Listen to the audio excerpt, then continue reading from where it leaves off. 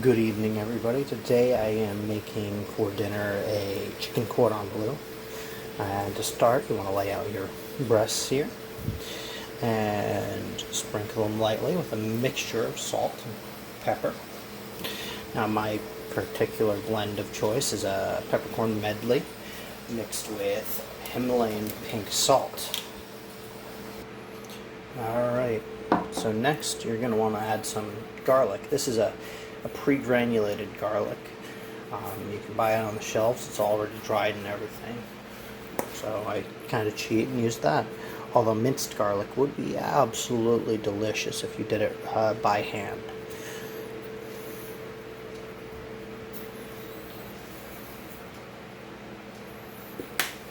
And the salt and pepper was actually hand ground in my mortar and pestle.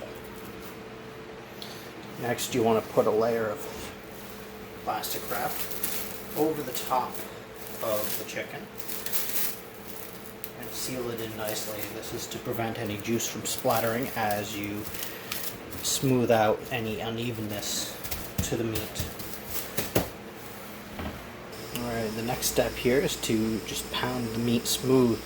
Again, we're not trying to tenderize it so much as smooth it out, so you're going to want to use the nice flat side of your mallet here. Alright. Always get a side to side as well as an up and down motion to the hammering, as this prevents tearing.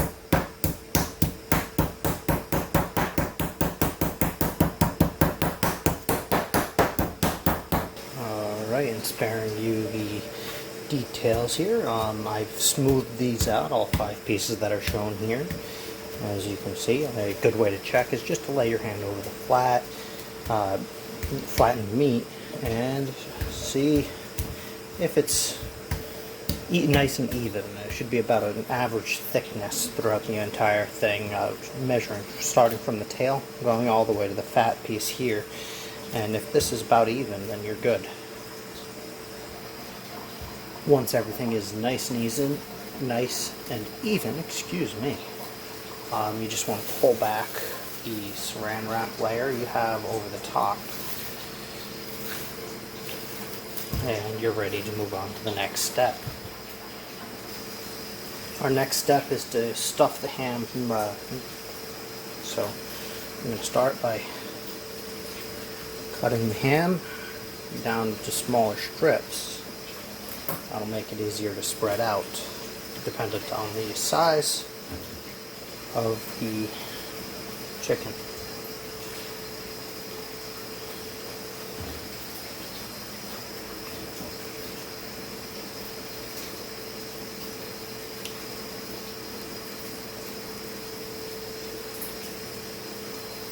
So as these two are slightly smaller, we're going to shave that down and slap that on there.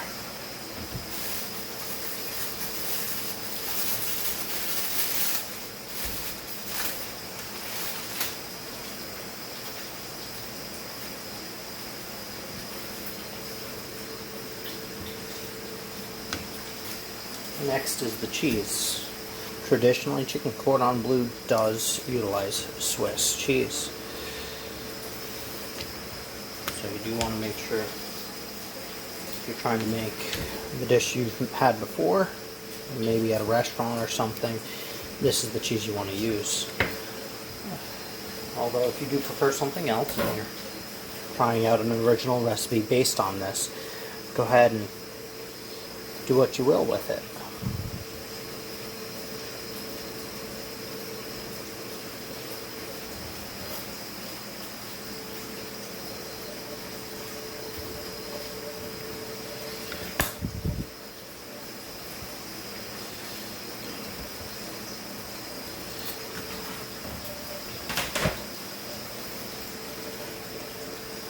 The next thing you're going to want to do is roll up the chicken cordon bleu. Alright.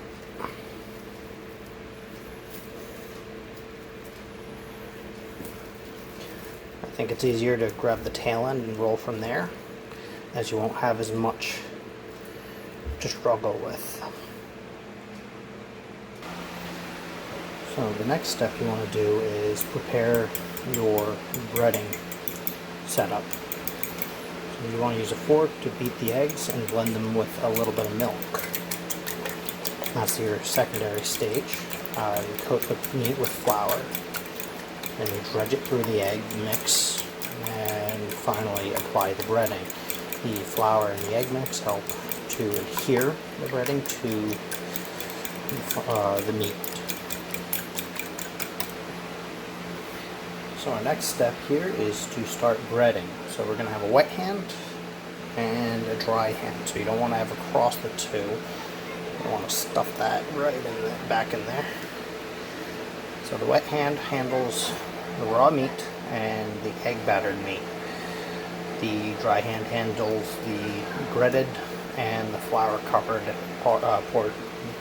portions. So by doing this, we maintain nice, neat hands while we're trying to handle the food.